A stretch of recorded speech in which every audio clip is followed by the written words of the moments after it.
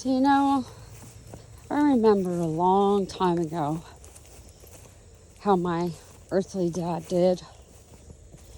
And I'm like, he taught us right from wrong. And if our earthly dad is a lot like how the Father is, man of little words, until it's time to be spoken. Whew. It's pretty intimidating. But even though I have a fear of respect, I still love him very much because he kept me from fires of destruction. Well, he tried to teach me right from wrong. Of course, being a child and disobedient, I had to learn some of the school of hard knocks. But now I look back and I see the wisdom that he gave. A long time ago, before I was living here, we would always come down and visit because my family is all here. Well, a majority of them. His side of them anyway. But,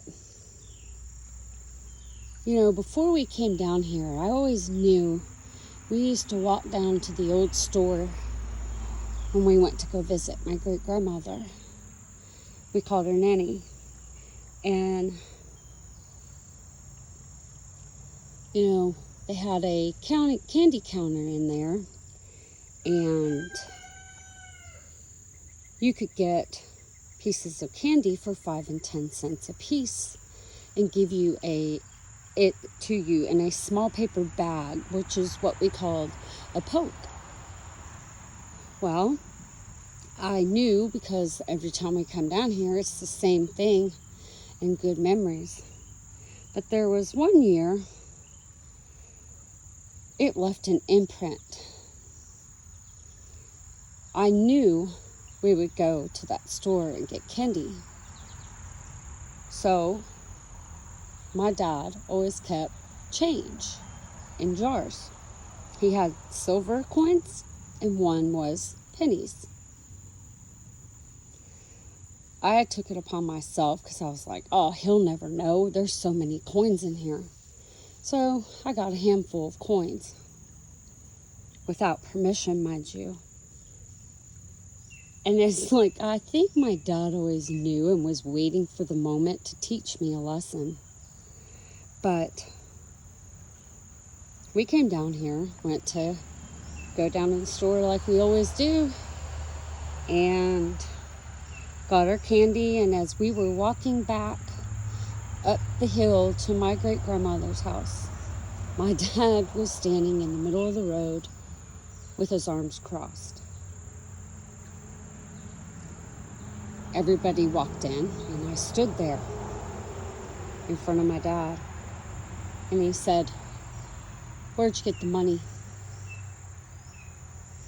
And, of course, being a child, I tried to lie and say, "Nanny gave it to me. Wrong, try again."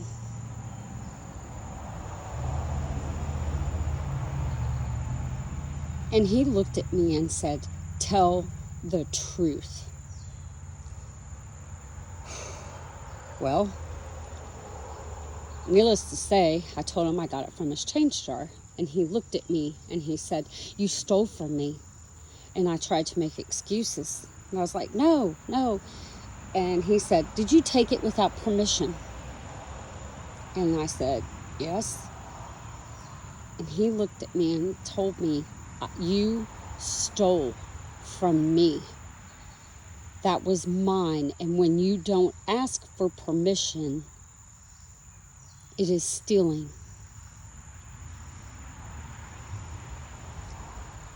He took the candy from me and ate all the candy. And then made me go inside where all my family was then visiting and tell them what I did from my own mouth. So I think that lesson, it's amazing how God works, let me tell you. That's what's fixing to happen in this world. My dad taught me right from wrong. I thought he didn't like me because he didn't speak a whole lot, but he was the authoritative figure, and him loving me was teaching me right from wrong, which just makes me love him even more, just like the Heavenly Father. So what I experienced, I believe, is going to happen in this earth. We don't have to speak what they've done.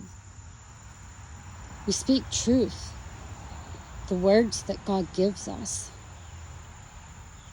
and hope and pray they have conviction, because I'm going to tell you, when the Father shows up to give account and the goodman is here, and make no mistake, he's here. I've seen him. There are many that are seeing him, and there's more seeing him, and they're bowing and obeying him. There's some that don't understand yet. They haven't made things aright. And let me say, when the moment comes that the Father takes and consumes that, he will make you stand in front of the whole world and confess with his truth. It is either going to be willingly, right now, by your own free will, or he's going to make you.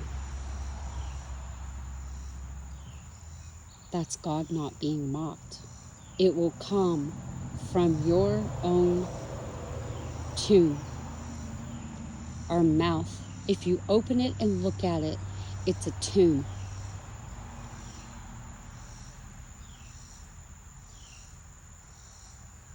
The tomb won't be empty. All the truth will spew forth. Doesn't Jesus say he would spew us out of his mouth? It's a figure of speech that's been twisted to create confusion. But there's no more confusion anymore. And all will know from the foundation of the world